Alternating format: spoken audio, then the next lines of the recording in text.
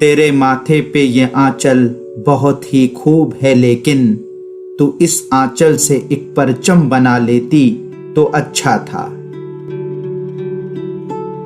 भारत की परंपराओं और संस्कृति का गर्व दिल में संजोए, लाइफ की हर स्टेज पर परचम लहराने वाली आज के हमारे पॉडकास्ट की गेस्ट हैं Mrs India 2020 central zone winner Shweta Pandey.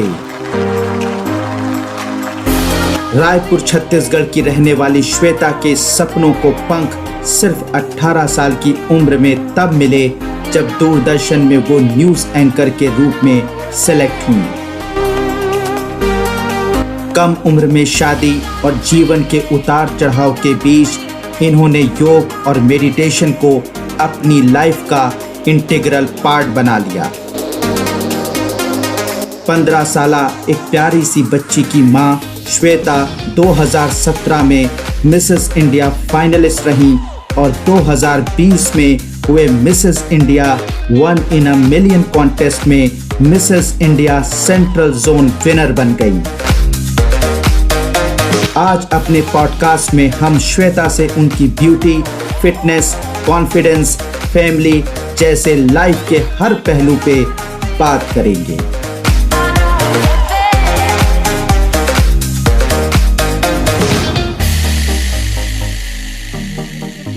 Usually conservative family के पेरेंट्स शायद ही एक्सेप्ट नहीं कर पाते उस टाइम पे, तो मैंने किसी को कुछ नहीं कहा। मैं जब फर्स्ट ऑन एयर जब मेरा शूट हुआ, जब मेरी रिकॉर्डिंग हुई, उसके बाद मैंने अपने पेरेंट्स को टीवी ऑन कर कर दिखाया कि ये मैं यहाँ पे न्यूज पढ़ रही हूँ, तो वो बहुत खुश हुए थे उस वक्त। तब चलता रहूंगा पथ पर, चलता रहूंगा पथ पर, अच्छा मुसाफिर बन जाऊंगा, या मंजिल मिल जाएगी, या अच्छा राही बन जाऊंगा। तो वेलकम श्वेता हमारे प्रोग्राम में हमें ज्वाइन करने के लिए। थैंक यू सो मच, आपने हमें ज्वाइन किया इस प्रोग्राम में। Thank you so much sir, it's all my pleasure and honour to be a part of your show. Thank you. तो सबसे पहले तो मैं इस वक्त शुरुआत करूंगा क्योंकि अभी आपने लेटेस्ट जो है वो Mrs India central zone winner का खिताब जीता है, तो वहीं से स्टार्ट करूंगा। ये जो आपकी ब्यूटी पेजेंट जो जर्नी है वो कैसी रही और ये यहाँ तक कैसे आप का आना हुआ, इस पूरे जो जर्नी है उसके बारे में हमारे व्यूवर्स को और हमें बताएं। सर अगर मैं अपनी रीसेंट जर्नी की बात करूं, जहां मैं मिसेस इंडिया सेंट्रल विनर 2020 बनी हूँ, मिसेस इंडिया 1 in million की बैनर तले, तो ये जर्नी जो है काफी चैलेंजिंग, काफी इंस्ट्रूमेंटल और काफी एक्सपीरियंशियल रही है। बहुत सारी नई नई चीजें मुझे इसमें सीखने को मिली। और जैसा कि जो एक स्टीरियोटाइप सोच होता है कि अगर आपके पास एक अच्छा फेस है, एक अच्छा फिजिक है, या एक अच्छी पर्सनैलिटी है, तो ये आप ब्यूटी पेजेंट का पार्ट बन सकते हैं, बट एब्सोल्युटली नॉट। मैं तो बिग नो कहूंगी, वहां पे ऐसा बिल्कुल भी नहीं होता है। You have to be very confident. जो बेसिक एलिमेंट होता है, जो टूल होता है, that is not your face, that is not your body at all, it is just you, it is just your confidence, it is just your belief system. So overall, if I sum up, journey was very beautiful and it was a life learning lesson. बहुत अच्छा। तो ये जो आपकी शुरुआत हुई, ये जो जर्नी की शुरुआत हुई, ये कहाँ से शुरुआत हुई, कैसे आपको इस पर मतलब इधर की तरफ आप इंस्पायर हुई कि आपको इस ब्यूटी पेजेंट के लिए जाना है? सर इंस्पायर्ड कहे या बेटर वे में कहें तो कहीं ना कहीं आपके दिमाग में ये चीज क्लिक किया। तो राइट फ्रॉम द बिगनिंग, जब मैं हायर सेकेंडरी स्कूल में पढ़ती थी 11th-12th में, मुझे कंपेयरिंग का, एंकरिंग का बहुत शौक था। जैसे बोलते ना कीड़ा होना, वो मेरे अंदर था। तो मुझे और वैसे अपॉर्चुनिटीज भी मिलती थी स्कूल में। I was the best anchor, I was one of the good comperer. तो सारी टीचर्स मुझे ही पिक करती थी अमंग ऑल। तो कहीं ना कहीं मुझे लगता था कि मेरे अंदर कुछ है ऐसा, मैं दूसरों से अलग हूँ। तो मेरे फादर जो है वो न्यूज सुनते थे अक्सर। एक उनका रूल होता था, घर में आपको न्यूज़पेपर पढ़ना है डेली एंड आपको न्यूज सुनना है, या तो इधर इंग्लिश या तो हिंदी। तो जब मैं वो टीवी फ्रेम पर देखती थी किसी को बोलते हुए, तो मुझे लगता था क्या मैं ये कर सकती हूँ, मैं इस मुकाम पर कैसे पहुंच सकती हूँ। तो मेरे अंदर वहीं से ये भावना जो है, ये फील जो है, वहां से वो इवॉल्व होना शुरू हुआ धीरे धीरे। तो मुझे लगता था कि मैं भी टीवी का हिस्सा बन सकती हूँ। तो सर वहां say that was the beginning moment कि मेरे अंदर ये चीजें डेवलप हुई कि हाँ मैं ये कर सकती हूँ। और ऐसा करते करते सोचते सोचते मैं इस प्लेटफॉर्म में और ऐसा एक्सपोजर मुझे मिला। बहुत अच्छा। तो ये आपकी लाइफ की शुरुआती दिन कहाँ बीते, कहाँ पे आपकी स्कूलिंग हुई, कहाँ से आप बिलोंग करती हैं और कहाँ कहाँ पे रही, इसके बारे में थोड़ा बताएं। और सर लाइक मैं बहुत बड़ी सिटी या कोई मेट्रोपॉलिटन सिटी में पली बड़ी बिल्कुल भी नहीं हूँ। एक छोटे से डिस्ट्रिक्ट कवर्धा जो कि I think before the division of MP Chhattisgarh 2001 के पहले वो कवर्धा डिस्ट्रिक्ट एमपी का पार्ट हुआ करता था। वहां पे मेरे फादर की जो कि गवर्नमेंट एम्प्लॉय थे इरिगेशन डिपार्टमेंट में, अब वो रिटायर हो चुके हैं, he is a retired person. तो उनकी पोस्टिंग वहां हुआ करती थी। एक बहुत ही छोटी जगह थी वहां पे। I was born and then I was brought up in Raipur, क्योंकि पापा गवर्नमेंट जॉब में थे और उनका ट्रांसफर होता रहता था। तो फादर के साथ फैमिली भी शिफ्ट होती जाती थी। तो वैसे ही फिर मेरा आना रायपुर में हुआ, कवर्धा टू रायपुर की जर्नी हुई, फिर रायपुर से देहरादून की जर्नी हुई है। And now I am stable here. Okay. तो ये जो शुरुआती आपकी जर्नी रही और ये स्कूलिंग वगैरह सब आपका छत्तीसगढ़, मतलब ओवरऑल आपका जो पूरा बचपन से लेकर अभी तक का वक्त बीता, कुछ दिनों के पहले तक, अभी तो आप देहरादून में हैं, ये छत्तीसगढ़ में ही बीता। और एक स्टूडियो जी हाँ। टाइप ये है कि छत्तीसगढ़, जैसे अभी दिल्ली में या फिर इस तरीके की जगहों पर नाम लिया जाता है छत्तीसगढ़ का, तो छत्तीसगढ़ को अभी भी मुझे लगता है ना कि उसके बारे में एक अजीब सी लोगों की सोच है कि वो पिछड़ा हुआ शहर होगा, या सारी चीजें ऐसा जो वहां पर नहीं गया उसकी सोच ऐसी होती है अमूमन के तौर पर। और वहां से आपका निकल कर मिसेस इंडिया के मुकाम तक पहुंचना, ये बहुत बड़ी बात है।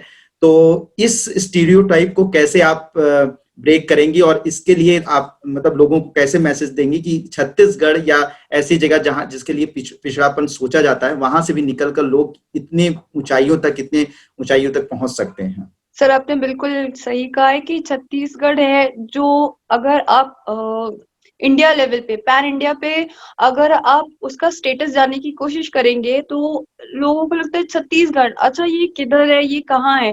कुछ ज्यादा उनके पास इंफॉर्मेशन नहीं होती है छत्तीसगढ़ के बारे में, और अगर होती भी है तो आई विल से कि बहुत ही पुअर इन्फॉर्मेशन वो रखते हैं, जिसे सुनकर काफी बुरा भी लगता है कभी कभी कि छत्तीसगढ़ के बारे में ऐसी छवि लोगों के मनस्पटल पर बनी हुई है। तो मुझे लगता था कि हम इतनी छोटी जगह से हैं तो क्यों ना कुछ अच्छा करें जिससे हमारे प्रदेश का नाम भी उजागर हो, लोग जान सके, हमें पहचान सके कि हाँ हम यहाँ के हैं, हमने ऐसा कुछ अचीव किया है, इस मुकाम पर हम पहुंचे हैं। मुंबई, दिल्ली, अमूमन अगर आप बैंगलोर की बात करें तो यहाँ पे तो लोगों को they get very wide exposure, सब कुछ बहुत इजी होता है। लेकिन एक छोटी जगह से शुरुआत करना, that itself is really a very tough challenge, toughest challenge मैं बोलूंगी। आपके पास एक्सपोजर नहीं होता है, आप बस ढूंढते रहते हैं कि कहाँ पे क्या है, क्या अपॉर्चुनिटीज है। तो जब मैं स्कूलिंग मेरी रायपुर में ही हुई थी, मेरे जब फादर रायपुर में शिफ्ट हो चुके थे, तो वहां से जब मैं 12th क्लास में थी तो मैंने न्यूज़पेपर में पढ़ा, जैसे मैंने आपको बताया था इससे पहले अगले क्वेश्चन में, कि मेरे फादर जो थे, एक रूल था उनका कि सारे बच्चे जो है, हम 2 सिस्टर्स हैं, तो आप लोग न्यूज़पेपर पढ़ेंगे और न्यूज़ सुनेंगे। तो मैंने न्यूज़पेपर में पढ़ा था एक आर्टिकल कि ये समर जॉब्स होते हैं।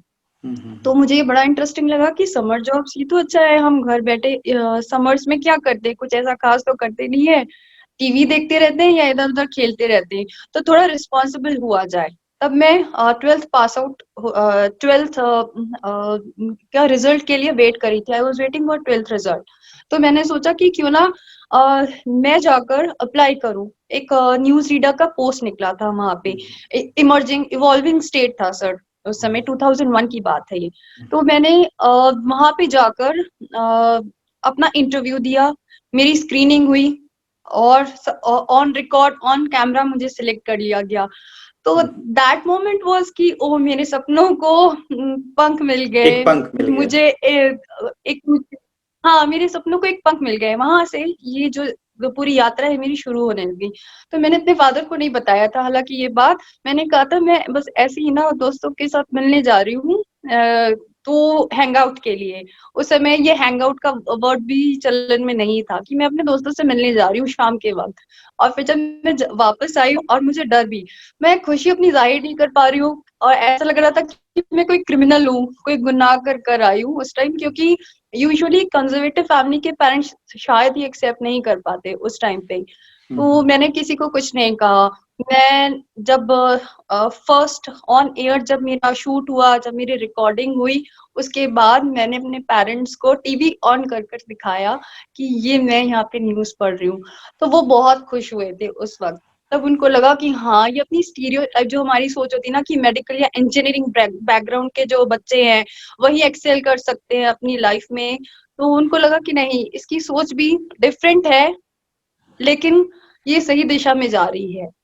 तो उन्होंने मुझे वहाँ पे पार्शियल सपोर्ट किया, बहुत ज़्यादा सपोर्ट नहीं, लेकिन वो पार्शियल सपोर्ट भी मेरे लिए बहुत बड़ी उपलब्धि थी उस वक़्त मेरे पेरेंट्स के सामने मेरे लिए।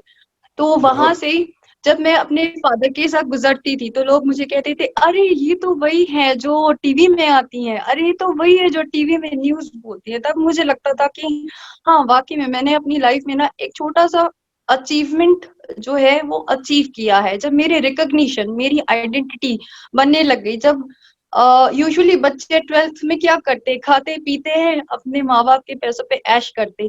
तब I became an earning member. मेरे जो मेरा अभी भी मेरे पास मेरे फर्स्ट दूरदर्शन प्रोग्राम का जो हमें चेक के थ्रू पर प्रोग्राम हमें दिया जाता था। तो मेरी पहली कमाई was ₹700 for recording a show. बहुत तो अच्छा। वो बहुत आज भी मैंने उस चेक को अपने फाइल में रखा हुआ है। बहुत अच्छा। तो ये सबसे बड़ी, मैं जहाँ तक समझ पा रहा हूँ कि आपकी पूरी जो इंस्पिरेशन है वो कहीं न कहीं आपके फ़ादर थे, और फ़ादर ने ही वो एक रास्ता दिखाया आपको बचपन से, और सभी के माँ-बाप ही सबसे पहले, जो सबसे पहले शिक्षक होते हैं, वो उनके माँ-बाप ही होते हैं। तो आपके माँ-बाप ही फ़ादर ने होते हैं। आपको कहीं न कहीं से इंस्पायर किया, मतलब एक तरफ नहीं कि आपको एक न्यूज़ एंकर बनना है या फिर आपको किसी मिसेज़ इंडिया कॉन्टेस्ट में जाना है, लेकिन उन्होंने ही कहीं न कहीं आपको रास्ता दिखाया कि अगर आप ये करोगे तो कहीं न कहीं किसी न किसी मुकाम को हासिल कर लोगे। तो डेफ़िनेटली फ़ादर का बहुत जी। बड़ा रोल रहता है। तो तो ये जो न्यूज़ एंकर वाली आपकी जो जर्नी थी, वो तो बड़ी ज़बरदस्त। मैंने आपके हिंदी और इंग्लिश दोनों चीज़ें सुनी हैं, मतलब न्यूज़ में तो नहीं, शायद नहीं सुनी है, लेकिन वैसे सुनी है। आपकी हिंदी बड़ी ज़बरदस्त है। हिंदी को आप कैसे बहुत ही अच्छा करती हैं। अच्छा, एक बहुत बड़ा ये भी बहुत बड़ा मिसकंसेप्शन है कि हिंदी मीडियम वाले या हिंदी बोलने वाले लोग जो है वो मिसेज़ इंडिया या इंटरनेशनल पर या नेशनल पर प्रेजेंट नहीं कर सकते, वहां पे इंग्लिश बोलनी होती है। बहुत सारी ऐसी महिलाएं होती हैं, फीमेल्स होती हैं, जिनको ये जी हाँ। हमेशा इंफीरियरिटी कॉम्प्लेक्स रहता है कि मैं इंग्लिश नहीं बोल पाती हूँ, और मैं किसी भी बड़े प्रोग्राम में, खासकर कि मिसेज इंडिया या ये मिस इंडिया कॉन्टेस्ट में नहीं जा सकती हूँ। तो इस टैबू को कैसे आपने ब्रेक किया, इसको कैसे आपने? सर, सबसे पहले तो मैं फिर से दोहराना चाहूँगी, again the credit goes to the newspaper. जो मेरे फादर हैं, उन्होंने मुझसे कहा था कि आपको एक हिंदी न्यूज़पेपर पढ़नी है, एक हिंदी का अखबार और एक इंग्लिश का न्यूज़पेपर पढ़ना है। हम्म, तो ये हिंदी के साथ मैं खेलने लग गई थी। हम्म, अलग-अलग आर्टिकल्स पढ़ना, अलग-अलग मैगज़ीन्स पढ़ना हिंदी, इंग्लिश की। तो मुझे हिंदी से विशेष लगाव होने लगा। इवन जब मैं स्कूल में थी, अपनी स्कूल लाइफ़ में, तो मैं हिंदी में हाईएस्ट स्कोर करती थी। और ऐसा हम्म, नहीं है कि हिंदी मेरी इंग्लिश कमज़ोर थी। इंग्लिश और हिंदी में मैं दोनों इक्वल कमांड रखना चाहती थी। हम्म, तो ये मेरे अंदर जैसे बोलते हैं ना कि जज़्बा हो गया था कि ये दोनों हम्म, भाषा में मुझे इक्वल कमांड रखना है। हम्म, तभी आप कुछ अपनी लाइफ़ में ना एक्स्ट्रा ऑर्डिनरी कर पाएँगे। बहुत तो अच्छा। वैसे ही मैंने सोचा और ऑलवेज़ आई थॉट ऑफ कि हमको ओरिजिनल रहना है।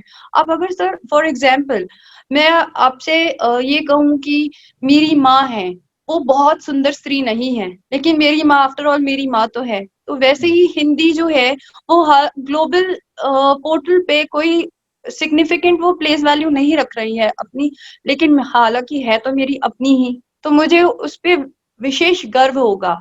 तो उसी प्रकार जैसे हर बच्चा अपनी माँ पे गर्व करता है, मुझे भी अपनी मातृभाषा पे हमेशा गर्व रहा है और मैं हमेशा गौरवान्वित महसूस करती हूँ अपनी हिंदी भाषा को उपयोग करते हुए। और मेरी अप्रोच हमेशा यही रहती है कि मैं पहले हिंदी बोलूँ, ताकि लोग, अगर आप कहीं न कहीं किसी न किसी को अगर इंस्पायर कर रहे हैं, तो पहले आप ओरिजिनल रहिए, बिल्कुल। फिर आप लोग, क्योंकि हमेशा आर्टिफिशियल या शोबिज वाली चीजें जो है वो ज्यादा अट्रैक्ट करती है, तो मेरा ये सोचना होता है कि आप ओरिजिनल रहिए, और ओरिजिनल चीजों को जितना आप ज्यादा शोकेस करेंगे तो लोग भी वही आपसे सीखेंगे।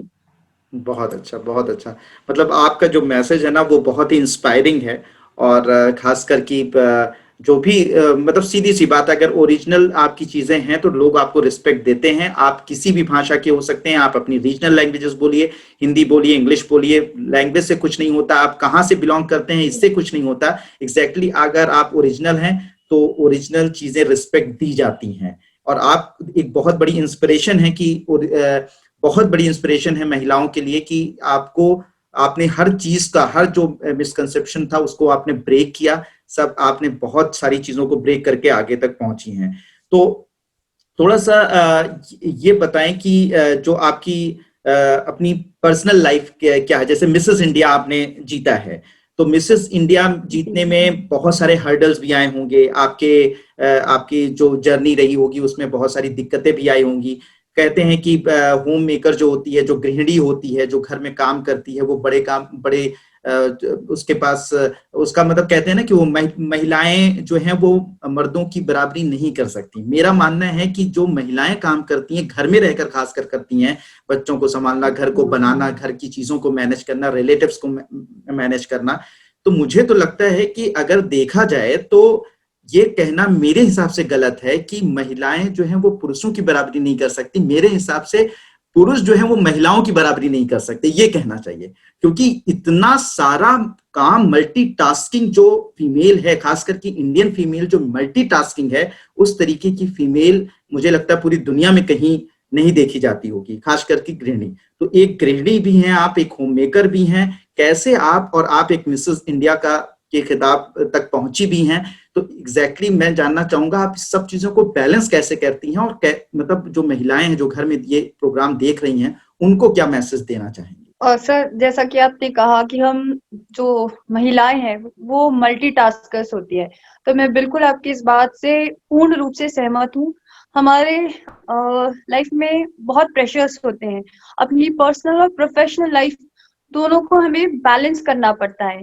अगर हमने पर्सनल लाइफ पे ज्यादा फोकस किया तो हमारी प्रोफेशनल लाइफ कहीं ना कहीं अफेक्ट होती है। तो ये हमारे अंदर, हम मेंटली हम कहीं ना कहीं इस चीज से अफेक्ट होते हैं कि हम यहाँ अच्छा परफॉर्म कर रहे हैं लेकिन उस एरिया पे हम अच्छा परफॉर्म नहीं कर पा रहे। As you also know, as I also know, and everyone knows कि काफी कॉम्पिटिटिव वर्ल्ड जो है, नेक टू नेक कंपटीशन हो रहा है। हर कोई कोई ना कोई होड़ में लगा हुआ है, कोई कहीं गोट रेस है, कहीं कुछ अपने आप को प्रूव करने का है। तो मुझे हमेशा से यही लगा है कि मुझे किसी को प्रूव नहीं करना है, मुझे हमेशा अपने आप को अपने से रिलेट करते हुए अपना एक बेटर वर्जन बनना है देन येस्टरडे। जो मैं कल थी और जो मैं आज बन रही हूँ उसमें क्या डिफरेंसेस है। और पर्सनल लाइफ में अगर आप एक्सेल कर रहे हैं तो उसमें सर मैं सिर्फ ये कहूंगी कि मेरा ही योगदान नहीं है, इसमें मेरी पूरी फैमिली का योगदान होता है, मेरे बिल्कुल। हस्बैंड का, मेरे बच्चों का, मेरे इन लॉज का। इन सबकी मदद से मैं आगे बढ़ती हूँ। और जहाँ रहा सवाल, आपने कहा कि पुरुष और महिलाओं का जो होड़ होता है, जो बराबरी होती है, मैं अपने हस्बैंड से सर कभी बराबरी नहीं करती। मैं आज भी सर वही स्त्री हूँ जो पुरानी सोच रखती है कि हाँ, हस्बैंड जो है वो भगवान है, मैं उन्हें भगवान की तरह ही कंसीडर करती हूँ कि I owe all my respect to him. ऐसा नहीं है कि वो प्रोफेशनली बहुत साउंड है, लेकिन हाँ, मुझे लगता है कि husband is after all a husband. वो हमें एक गाइड है, he is our mentor, like father है। अब बस ये एक फैक्टर काम करता है कि you should have trust and faith on your partner. तो वो बराबरी वाली जो फीलिंग है वो वहीं पे ना शैटर हो जाती है कि नहीं, हमें होड़ करना है, हमें बराबरी करना है पुरुषों से नहीं। पुरुष अपने आप में संपूर्ण है, स्त्रियां अपने आप में संपूर्ण है। पुरुष का जो अच्छा है वो हमें लेना है, स्त्री का जो जो स्वाभाविक गुण होता है वो हमारे पास है। तो दोनों को एक दूसरे से सामंजस्य बनाते हुए अपनी आगे मंजिल प्राप्त करनी होती है। बहुत बढ़िया। मतलब आपने तो बहुत ही यही जबरदस्त बस बात मैं कही। कहूँ। बहुत ही जबरदस्त बात कही। ये जो वर्ड्स है ये शायद महिलाओं को सुनना चाहिए और आपको सुनना चाहिए कि एग्जैक्टली कि महिलाएं क्यों पुरुष की बराबरी करें, पुरुष क्यों महिलाओं की बराबरी करें? मेरे हिसाब से दोनों अपनी जगह पे परफेक्ट हैं और उनको एक दूसरे की परफेक्शन को रिस्पेक्ट देनी चाहिए, ये सबसे बड़ी बात है। तो आपके घर में जैसे जो सपोर्ट मिला, अभी जो आपके फादर ने जैसे आपको सपोर्ट दिया, अभी आपके घर में कौन कौन है, और जैसे आपके हस्बैंड हैं या आपके घर में आपके बच्चे हैं, तो वो कैसे आपको सपोर्ट करते हैं? इस जैसे ब्यूटी कॉन्टेस्ट में आप गई और मिसेस इंडिया के खिताब तक पहुंची, तो आपको वो कैसे सपोर्ट करते हैं, ये थोड़ा बताएं। सर जैसा कि आप और सभी जो भी लिसनर्स हैं या जो व्यूअर्स है इस शो के, वो जानते हैं कि जो विमेन, जो स्त्रियां होती है, वो एक अहम हिस्सा होती है किसी भी घर का। पूरे घर की इर्द गिर्द जो मैनेजमेंट या सिस्टम है, उनके इर्द गिर्द ही घूमता है और वो सब चीजों को मैनेज करती हैं।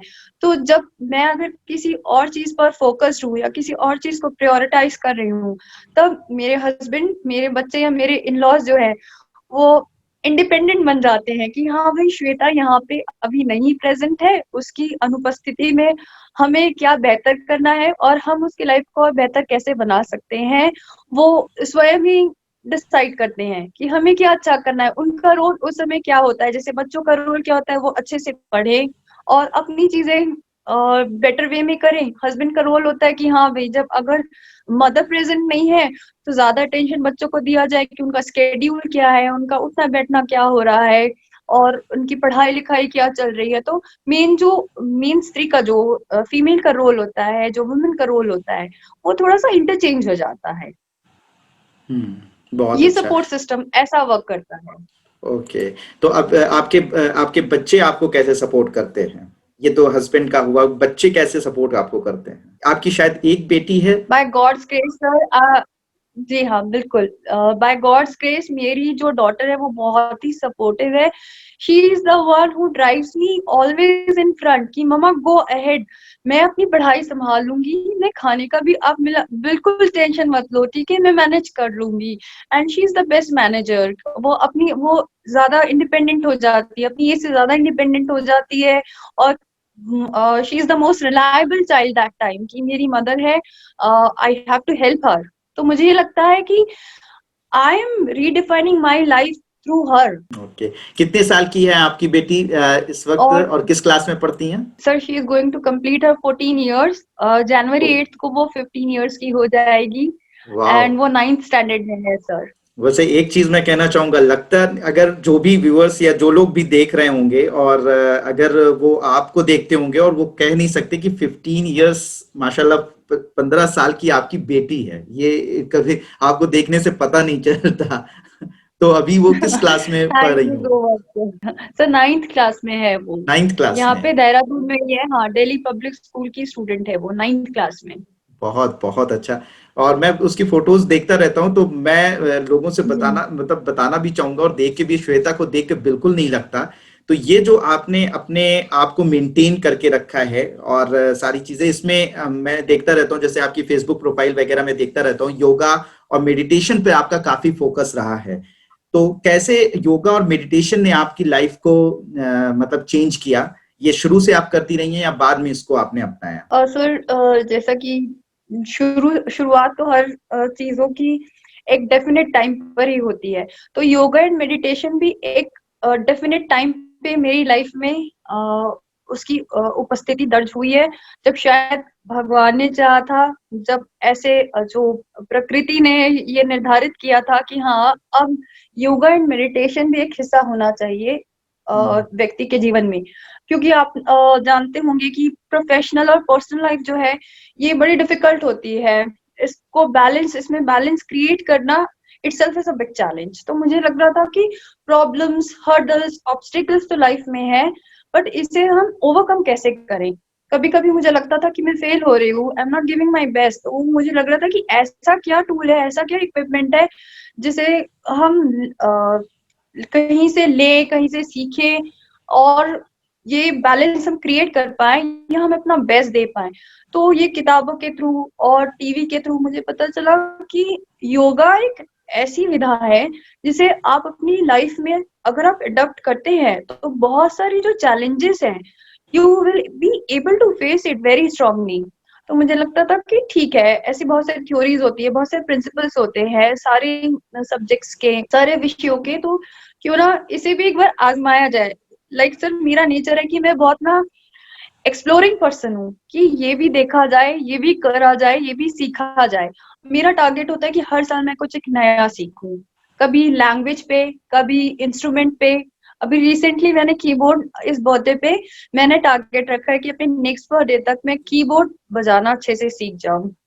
बहुत अब अच्छा। Let's see sir, if I really become successful and I'm able to play the keyboard well, तो वैसे ही सर मैंने देखा कि लाइफ में बहुत अप्स डाउन्स चल रहे हैं, ऑब्स्टिकल्स हैं, तो इस पर जीत हासिल कैसे की जाए, अपने आप पे जीत हासिल कैसे की जाए। तो मैंने सोचा क्यों ना योगा जो सब्जेक्ट है उसे पढ़ा जाए।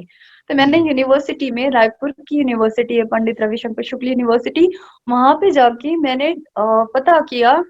तो मुझे पता चला कि योगा की पूरी पढ़ाई होती है, डिप्लोमा होता है, उसमें ग्रेजुएशन होता है, पोस्ट ग्रेजुएशन होता है, सर्टिफिकेशन होता है। तो जैसा कि मेरे पास समय बहुत कम था, मैं 1 साल का डिप्लोमा कोर्स करने में इंटरेस्टेड थी। मैंने वहां पे एडमिशन लिया, फिर धीरे धीरे वहां से मेरी योगा की यात्रा शुरू हुई। फिर योगा एंड मेडिटेशन मेरी लाइफ का एक इंटीग्रल पार्ट बन गया। जैसे कि खाना होता है फूड फॉर द सोल, वैसे ही योगा है मेरे लिए, that is my life breath. मैं बिना योगा के, मेडिटेशन के अपना एक दिन भी गुजार नहीं सकती, अधूरा है मेरे लिए। खाना एक बार मैं कम खा लूंगी, लेकिन योगा और मेडिटेशन करना मेरे लिए अनिवार्य होता है। It's very compulsory for me. अच्छा, एक जो सबसे बड़ी बात योगा और मेडिटेशन में आती है, मेरे साथ भी आती है, मेरी पर्सनल भी है और भी बहुत सारे लोगों के साथ आती होगी, आई एम श्योर, कि एक रेगुलर टीम नहीं बन पाती है। एक मतलब उसमें आप बिल्कुल जैसे एक दिन आप बहुत ही मोटिवेट होकर सुबह मॉर्निंग में उठ गए, लेकिन फिर उसके बाद 2 दिन उठ गए, फिर तीसरे दिन आप फिर से उसी रूटीन पर आ जाते हैं, यानी एक रेगुलरिटी नहीं मेंटेन हो पाती। उसे कैसे मेंटेन करते हैं आप, और दूसरी चीज कैसे हम लोग मेंटेन कर सकते हैं और वो मोटिवेशन हमेशा बना रहे, इसे कैसे बनाए रखना चाहिए हमें? सर ये तो बिल्कुल जाहिर सी बात है, एक दिन जो मोटिवेशन का जो ग्राफ होता है वो अप डाउन चलता रहता है। तो मैं जो मेरा जो पर्सनल एक्सपीरियंस है वो यही है कि मेडिटेशन के लिए तो आपको evidently you have to work on yourself. आप जैसे खाना खाने के लिए आपका एक बायोलॉजिकल क्लॉक होता है। यूजुअली हम, अगर आप you are a professor, you are a teacher, तो आपको पता है कि 9:30 you have to report to the class, आपको अपनी क्लास लेनी है। तो लाइकवाइज सर, आप एक टाइम जो है वो डिसाइड करिए कि 6:30 जो है this is your meditation time. जैसे इवनिंग का, आई एम सेइंग 6:30 बिकॉज मेरा इवनिंग का 6:30 जो टाइम होता है वो मेडिटेशन का टाइम होता है। हाफ एन आवर, बहुत ज्यादा नहीं। मैं कोई मेडिटेटर या बहुत सिद्ध गुरु या पुरुष नहीं, स्त्री बनना नहीं चाहती हूँ। मैं बस यही चाहती हूँ कि मेरी जो पर्सनल और प्रोफेशनल लाइफ है वो हमेशा बैलेंस्ड रहे, so that my mind is always fresh and my body coordinates with my mind. मेरा सर पर्पस यही है योगा का। जो तो बहुत अच्छा। मैंने अपने, हाँ, अपने आप से ना सर एक रिजोल्यूशन लिया कि 6:30 ये मेडिटेशन टाइम है, पूरा घर उस समय रुक जाएगा। लाइक पूरा घर तो नहीं, जो सिस्टम है सर मेरा वैसे ही वर्क करने लग जाता है कि 6:30 मेरा ये टाइम है, सब लोगों को पता है। तो जो मुझे ज्वाइन करना चाहता है वो ज्वाइन कर लेता है, जो नहीं ज्वाइन करना चाहता है वो अपने ओन वर्क में बिजी रहता है। तो you have to be very strict with your self, कि हम जैसे हम अपनी प्रोफेशनल लाइफ में एक स्ट्रिक्टनेस मेंटेन करते हैं, तो वैसे ही इसके लिए हमको स्ट्रिक्टनेस मेंटेन करनी पड़ती है। And the second thing is कि आपको एक ग्रुप ज्वाइन कर सकते हैं जहाँ पे लोग एक निर्धारित समय पे एक स्पेसिफिक टाइम पर योगा करते हैं, और उसके बाद आप थोड़े डिसिप्लिन रहिए कि हाँ मुझे इस वक्त पे योगा करना है, ये मेरा ग्रुप है। तो सर ग्रुप में सर फ्लो में सारी चीजें होने लग जाती है, तो फिर वो आपके लिए चैलेंज कभी रहता ही नहीं है, आप इरेग्युलर होते ही नहीं है। अच्छा, अभी ये जैसे आपने ये मिसेस इंडिया का कॉन्टेस्ट में आपने पार्टिसिपेट किया, तो इसके पार्टिसिपेशन के लिए जो लोग जाना चाहते हैं उनके उनमें ये क्या, थोड़ा सा शॉर्ट में उसके प्रोसेस के बारे में, और उनमें कौन कौन से चीजें रहती हैं, मतलब कौन कौन से स्टेप्स होते हैं, उसके बारे में शॉर्ट थोड़ा सा बताएं। कुछ लोग जानना चाहते हैं शायद कि क्या स्टेप्स होते हैं और कैसे आपने पार्टिसिपेट किया, कैसे आप वहां तक पहुंची और क्या क्या करना चाहिए। सर सबसे फर्स्ट स्टेप जो होता है वो होता है, जो मेरा मानना है कि you should have the belief system in your self. आपको अपने आप पर विश्वास रखना है और आपको हमेशा ओरिजिनल रहना है कि exactly you should know very clearly कि आप चाहते क्या हैं, आपका पर्पस क्या है इसमें पार्टिसिपेट करने का। जैसे मेरा पर्पस था कि मुझे एक न्यू डायमेंशन को एक्सप्लोर करना है। मेरा ये पर्पस बिल्कुल नहीं था कि मुझे ऐश्वर्या राय या मुझे सुष्मिता सेन जैसे बनना है। मेरा पर्पस था कि मुझे एक न्यू डायमेंशन पे वर्क करना है, एक न्यू होराइजन पे अपने आप को लेकर जाना है। तो ये मेरा पर्पस मुझे वेरी क्लियर था। अगर ये मुझे ताज मिलता है तो भी मैं खुश हूँ, नहीं मिलता है तो भी खुश हूँ, मैं दोनों कंडीशंस में खुश थी। तो लकीली मुझे ये मिला तो मेरी खुशी जो है वो दुगनी हो चुकी थी कि हाँ, मैंने जो मेरा पर्पस था कि मुझे एक न्यू होराइजन, एक न्यू डायमेंशन पे वर्क करना है और वहां पे एक्सेल करना है, तो बाय डिफॉल्ट वो काम वर्कआउट कर गया। तो सबसे जो फर्स्ट स्टेप होता है वो रजिस्ट्रेशन का होता है। आपको एक registration form with nominal charges fill करने होते हैं। उसके बाद एक आपका ऑडिशन टाइप का होता है, not audition exactly, interview type का होता है। फ्यू पर्सनल क्वेश्चंस होते हैं उसमें, and those personal questions also includes general awareness questions also. अगर आप मुझसे पूछ रहे हैं तो मैं आपको ये कहूंगी कि जब मेरा इंटरव्यू हुआ था, that was a phonic interview, क्योंकि कोरोना टाइम था, पेंडेमिक चल रहा था, तो वहां जाके हम इंटरव्यू 1-to-1 नहीं दे पाए थे, तो फोन पे हुआ था। ट्रस्ट मी, लोगों को लगेगा कि पता नहीं मैं एग्जैजुरेट करके बोल रही हूँ या कुछ कोटिंग करके बोल रही हूँ, बट मुझे वाकई में ऐसा लग रहा था कि मैं कोई पीएससी का एग्जाम दे रही हूँ क्या। द पर्सन हु इंटरव्यूड मी, इतने टफ क्वेश्चंस थे, those were rapid fire questions. अगर आपको नहीं आता है तो आप बोल दो पास। तो लकीली सर मेरी पढ़ाई जो है, मेरी जो जनरल अवेयरनेस थी वो मुझे बहुत काम आई वहां पे। वहां पे जिसने मुझे हाईएस्ट स्कोर दिया था मेरे इंटरव्यू राउंड पे, मेरे मैक्सिमम स्कोर्स थे। बहुत अच्छा, बहुत अच्छा। तो मतलब ओवरऑल आपने शायद सिविल सर्विसेज की जो प्रिपरेशन कभी की थी, जी आप जी वो आपके इस कॉन्टेस्ट में काम आ गई। और आपकी जी जो जी शुरुआती बिल्कुल सर। पढ़ाई थी, मतलब आपके फादर का वो मोटिवेशन कि रोज रेगुलर न्यूज़पेपर पढ़ना है आपको, वो शायद आपके बहुत ज्यादा काम आया। तो सबसे तो एक बहुत बड़ा ये मैसेज है कि देखिए, आप देखने में जैसे लोगों के अंदर एक है कि ये ब्यूटी कॉन्टेस्ट है तो उसमें ब्यूटी की जरूरत होती है। देखिए, ब्यूटी विथ माइंड जब तक नहीं होगा तब तक आप इस तरीके के कंपटीशन में जाने के बारे में नहीं सोच सकते। तो अपने आप को एग्जैक्टली। आप शारीरिक रूप से तो बेहतर करिए ही, साथ ही साथ मानसिक रूप से भी बेहतर कीजिए। श्वेता, आगे के फ्यूचर प्लान्स अभी आपके क्या हैं? सर मैं बहुत फ्यूचरिस्टिक या विजनरी नहीं होती हूँ, शॉर्ट टर्म गोल्स बनाती हूँ, प्रेजेंट डे पे फोकस करती हूँ कि मेरा आज का दिन अच्छा है। आज का दिन अगर मैंने प्रॉपर प्लान किया है तो डेफिनेटली कल का दिन भी अच्छा ही गुजरेगा। तो शॉर्ट टर्म लॉन्ग टर्म मेरे गोल्स चलते हैं। कभी कभी लॉन्ग टर्म गोल्स जो है वो फुलफिल भी नहीं हो पाते हैं, पर फिर भी स्टिल लाइफ गोज ऑन। आपको बस आगे बढ़ते जाना होता है। एक सर मैं लाइन बोलना चाहूंगी, एक लाइन कोट करूंगी, क्योंकि ये हमारी लाइफ की जर्नी है, हम सबको चलते ही रहना पड़ता है। भले आप सफल हो रहे हो, असफल हो रहे हो, लेकिन चलते ही जाना है। चलता रहूंगा पथ पर, चलता रहूंगा पथ पर, अच्छा मुसाफिर बन जाऊंगा, या मंजिल मिल जाएगी, या अच्छा राही बन जाऊंगा।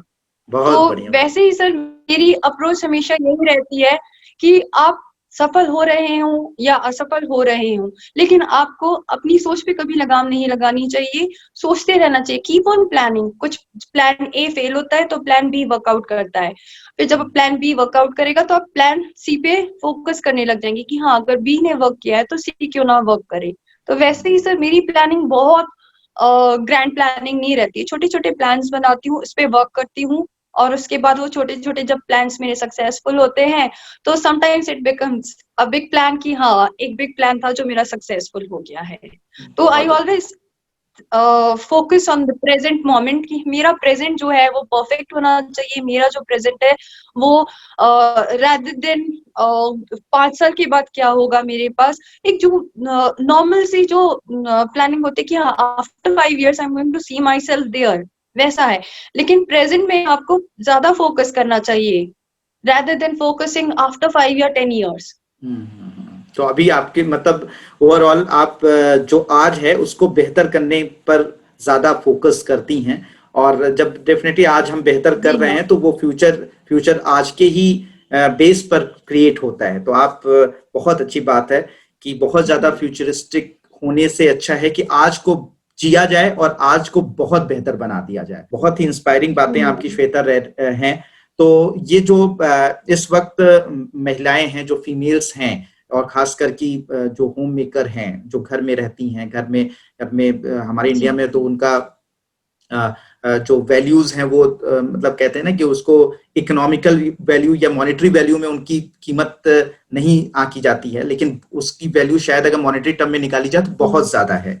तो मैं ये उनके लिए क्या स्पेशल मैसेज आप देना चाहेंगी कि कैसे वो अपने आप को मोटिवेट रखें? कभी कभी मैं देखता हूँ कि फीमेल जो है वो इरिटेट हो जाती हैं, ठीक है, बच्चों को लेकर इरिटेट हो जाती हैं, हस्बैंड से इरिटेट हो जाती हैं, या फिर घर वालों से इरिटेट हो जाती हैं अगर वो ज्वाइंट फैमिली में रह रही हैं। उनके लिए क्या मैसेज देना चाहेंगी आप? सर मेरा मैसेज हमेशा सर बहुत सिंपल शब्दों में, बहुत ही आसान शब्दों में होता है कि आपको हमेशा अपने ऊपर ट्रस्ट करना है, अपना बिलीफ सिस्टम हमेशा स्ट्रांग रखना है, आपको पॉजिटिव रहना है। पॉजिटिव रहने के लिए आपको कुछ चीजें अपनी लाइफ में इंक्लूड करनी है कि आपको अच्छे मोटिवेशनल कोट्स डेली पढ़ने हैं। आपका मोबाइल जो है सर, मोबाइल सबका बेस्ट फ्रेंड बना हुआ है, तो अपने चारों तरफ, अपने इर्द गिर्द मोटिवेशनल कोट्स लगाएं या मोटिवेशनल कोट्स पढ़ें। तो जब आप लो फील करते हैं, जब आप इरिटेटेड होते हैं, या ऐसी जीवनियां पढ़िए जो लोगों की जो बायोग्राफीज होती हैं कि वो उन्होंने अपनी लाइफ में इस किसी मुश्किल दौर से कैसे पार पाया, कैसे वो उभरे हैं।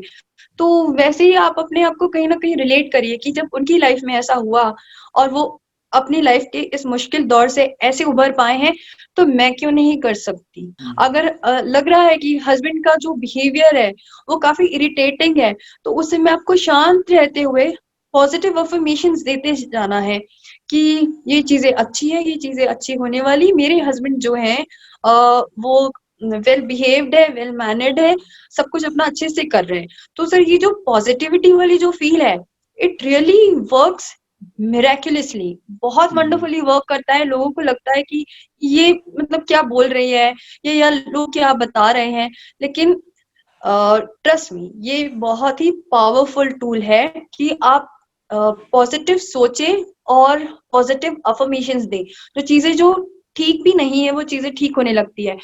लाइक फॉर एग्जाम्पल मेरे साथ भी इशू था, मैं भी मदर हूँ, मैं भी वाइफ हूँ। तो मेरी डॉटर जो है वो सुबह जल्दी नहीं उठ पाती थी, तो मैं 4-5 दिन काफी इरिटेटेड रही कि ये क्या है। जब आपकी 9 o'clock क्लास स्टार्ट हो रही है तो आपको एटलीस्ट 8:45 तक तो you have to be ready. तो 3-4 दिन मैं इरिटेटेड होके मैंने यही सोचा कि ये उठ नहीं रही है, ये उठ नहीं रही है। So right from the 6th day जो मेरी लर्निंग्स थी, मैंने उसको पॉजिटिव वे में कि ये मेरी अच्छी बच्ची है, ये मॉर्निंग में टाइमली उठकर अपनी स्टडीज करेगी। मैंने ये अफर्मेशंस 10 डेज दिया। मुझे लगा था कि पता नहीं ये वैसे वर्क करेगा कि नहीं करेगा, लेट मी ट्राई दिस, लेकिन ये वर्क किया sir. And from past 1 week वो टाइम से उठकर अपनी क्लास ज्वाइन करती है, अपनी क्लास लॉग इन करती है। तो ये मेरे लिए अचीवमेंट था, इसलिए मैं लोगों को वही बताती हूँ जो मैं पर्सनली एक्सपीरियंस करती हूँ। तभी मैं लोगों को कहती हूँ कि हाँ आप ये करिए, क्योंकि मैंने ये कर देखा है, इट वर्क्स मैजिकली। मैंने उससे कोई बातचीट नहीं किया, मैंने ये यूनिवर्स से, सर हमारे यूनिवर्स के अराउंड वाइब्रेशंस, एज सर आप भी साइंस पढ़ाते हैं सारे बच्चों का, मैं भी आपकी एक शॉर्ट टर्म पीरियड के लिए स्टूडेंट रही हूँ, तो मुझे पता है कि आपका जो साइंस में जो कैचअप है वो काफी स्ट्रांग है। तो सर ये वाइब्रेशंस जो होती है, जो वाइब्रेशंस हम क्रिएट करते हैं हमारे आसपास, वो वाइब्रेशंस अगर हम पॉजिटिव वाइब्रेशंस छोड़ेंगे तो हमें पॉजिटिव वाइब्रेशंस मिलेंगे। ये बोलने में बहुत आसान है, करने में चैलेंज है, करने में डिफिकल्ट है, लेकिन इट वर्क्स मैजिकली सर। इसीलिए हमेशा हमें शब्दों का चयन बहुत सोच समझ के करना चाहिए। नेगेटिव वर्ड्स को एलिमिनेट करते हुए पॉजिटिव वर्ड्स यूज करना चाहिए। बहुत अच्छा, मतलब बहुत अच्छी बात बताई। अब मैं समझा कि आपका कहने का मतलब है कि एग्जैक्टली आपने अपने अंदर पॉजिटिविटी लाई कि मेरी बेटी है, खुद सोचा कि मेरी बेटी है और वो 9 बजे उठेगी, 9 बजे से पहले एक सही टाइम पर उठ जाएगी। और जब आपने ये सोचना शुरू किया तो वो जो वाइब्रेशंस थी, वो वाइब्रेशंस थी वो कहीं ना कहीं आपके आपकी बेटी तक पहुंची होंगी और उसके अंदर अपने आप ये ख्याल आया कि मुझे उठना चाहिए और वो उठने लगी। मीन्स आपने मतलब दूसरों को आप कह सकते हैं इंस्पायर करने से अच्छा है कि अगर खुद पॉजिटिवली इंस्पायर रहें तो आपके आसपास का जो माहौल होता है, आपके आसपास की जो चीजें होती हैं वो अपने आप पॉजिटिव होने लगती हैं। यानी जैसी एनर्जी, एक इस पर जो मूवी है वो द सीक्रेट, उसमें यही शायद बात करी गई है कि जैसी इमेज, जो चीजें आप इस यूनिवर्स को देंगे वही यूनिवर्स आपको वापस बैक करेगा। तो शायद आप इस चीज में बहुत बिलीव करती हैं। ये मैंने काफी दिनों तक इसको करने की कोशिश करी है और उसका कुछ पॉजिटिव पॉजिटिव जो है वो रिजल्ट मिलता है। लेकिन ये है कि उसको कंटिन्यूअस कर पाना थोड़ा सा मुश्किल हो पाता है। जो लोग कंटिन्यू कर पाते हैं उनको ये इसका वाकई में रिजल्ट मिलता है। इसको मैंने खुद पर्सनली फील किया है। और स्ट्रॉन्ग बिलीव होना चाहिए सर। कोई भी काम शुरुआत करने के पहले आपको ना आपका बिलीफ सिस्टम ही वर्क करता है सबसे मेनली। तो आप बिलीफ सिस्टम, जिस बिलीफ सिस्टम से आप करना शुरू करेंगे वैसा ही सर आपको रिजल्ट्स मिलेंगे। एंड सर कोई भी ना ओवरनाइट वंडर्स नहीं होते हैं किसी भी एरिया पे, किसी भी फील्ड पे या किसी भी सब्जेक्ट को लेके। ओवरनाइट वंडर्स कभी नहीं हुए हैं। You have to be very patient, बहुत धैर्य रखना पड़ता है। मतलब आपको ओवरऑल पेशेंस के साथ आपको रेगुलर जो है वो पॉजिटिव सोच बनाए रखनी पड़ती है। कितनी भी एडवर्स कंडीशंस आ जाए, हमेशा आपको पॉजिटिव सोच बनाए रखनी पड़ेगी और वक्त के साथ वो सारी चीजें पॉजिटिव हो जाएंगी।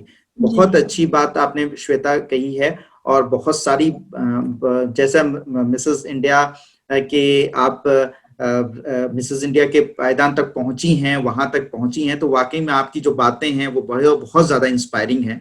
और मुझे लगता है जितने भी लोग देख रहे हैं उनको बहुत इंस्पायर कर रही होंगी। तो बहुत कुछ सीखने का मौका मिला और बहुत सारी चीजें आपसे जानने का मौका मिला। तो श्वेता, हमारे शो में हमें ज्वाइन करने के लिए थैंक यू सो मच। और बहुत अच्छा लगा, मैं उसको शब्दों में नहीं बयान कर सकता। और मुझे लगता है कि जितने भी लोग इस वक्त इस प्रोग्राम को देख रहे होंगे उन्हें बहुत अच्छा लगा होगा। आपको अगर श्वेता से कोई चीजें पूछनी है, कुछ बातें उनसे क्वेश्चंस अपने पूछने हैं तो कमेंट बॉक्स में जरूर पूछें। और श्वेता से मैं कोशिश करूंगा कि अगर कभी नेक्स्ट टाइम मौका मिला तो जरूर उनसे उन सवालों के जवाब दिए जाएंगे।